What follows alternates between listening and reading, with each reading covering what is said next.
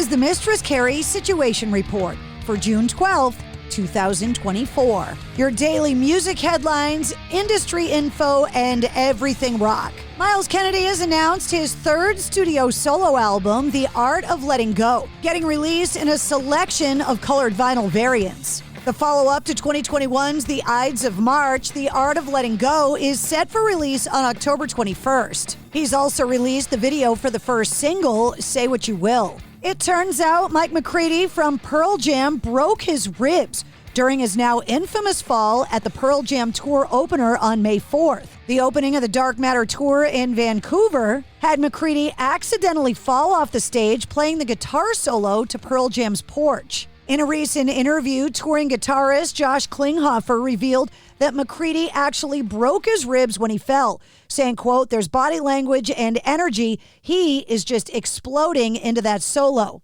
Confirming, yes, he has 2 broken ribs. First night of the tour, he fell off the stage. Saying Michael Jordan had his greatest basketball game ever in the Boston Garden when he had 103 temperature and he had the flu.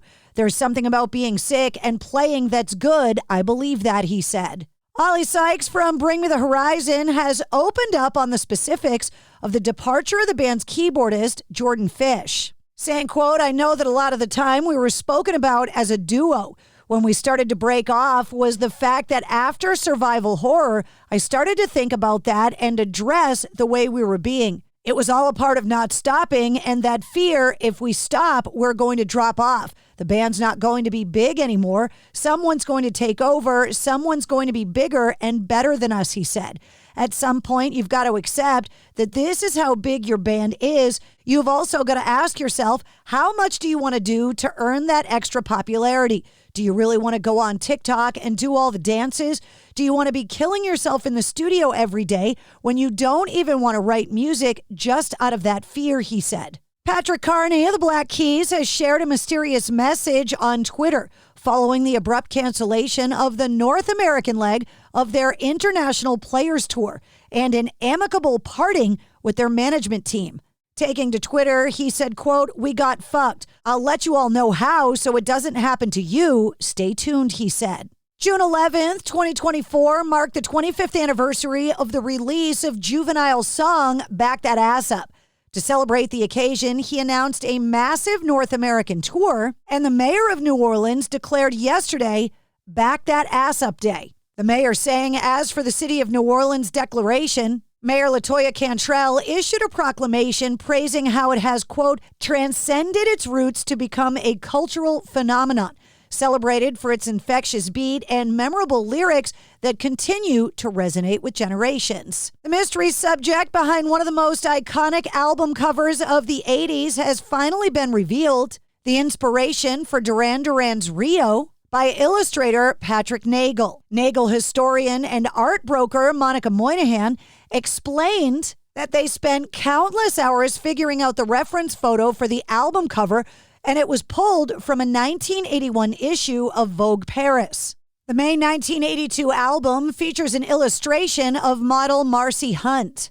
The model saying on Instagram, quote, "This is so cool. I absolutely did not know until now that this photo of me was used for the Rio cover. Very exciting. I love Duran Duran and danced to their music often in the 1980s and later at my wedding.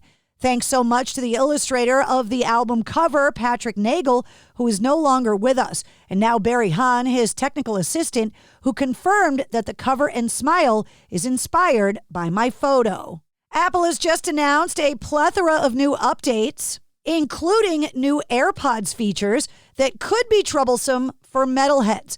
One feature that's been added to the AirPods Pro detects head gestures as commands for a hands-free experience. Users can interact with Siri with a head nod to say yes and a shake to say no, allowing them to answer calls, text messages, and utilize other features without speaking or using their hands. Alice Cooper has launched his latest campaign for president of the United States, declaring his candidacy for the 2024 election. He's satirically run for president every 4 years since 1972. The 76-year-old would be younger than both candidates of President Joe Biden and former President Donald Trump. His 2024 platform video that he just released said, quote, "Well, I'm Alice Cooper, and I'm a troubled man for troubled times.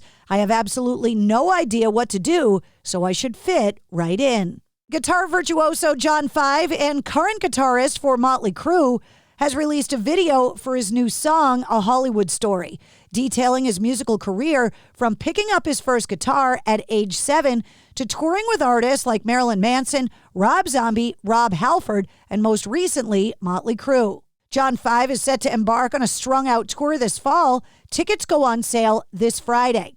He's also continuing to tour with Motley Crue, including appearances this year at Summerfest, Louder Than Life, and the Aftershock festivals. Swiss luxury watchmaker Frank Mueller has launched a limited edition AC/DC watch to celebrate the band's 50th anniversary. Just 100 timepieces have been produced, 50 in polished stainless steel and 50 in black brushed titanium, each with a retail price of $9,000. The watchmaker said the AC/DC watches, quote, "epitomize precision craftsmanship and rock star charisma and are housed in a sleek Vanguard 43mm tonneau-shaped case with an automatic movement and a date window at 6 o'clock. Judas Priest have announced the second leg of their Invincible Shield tour featuring special guest Sabaton. The tour includes 23 dates in North America that start this fall on September 13th in Montreal and end with 3 Texas shows on October 22nd, 24th, and 26th. Tickets go on sale this Friday at 10 a.m. local time. Tommy Shaw from Styx admits that the band is frustratingly helpless when it comes to consideration for the Rock and Roll Hall of Fame, saying, quote, "We're really powerless over it. We don't have any influence whatsoever, so to be anticipating it or disappointed that we're not in there, I don't know who the people are who judge, so I can't really say much about it."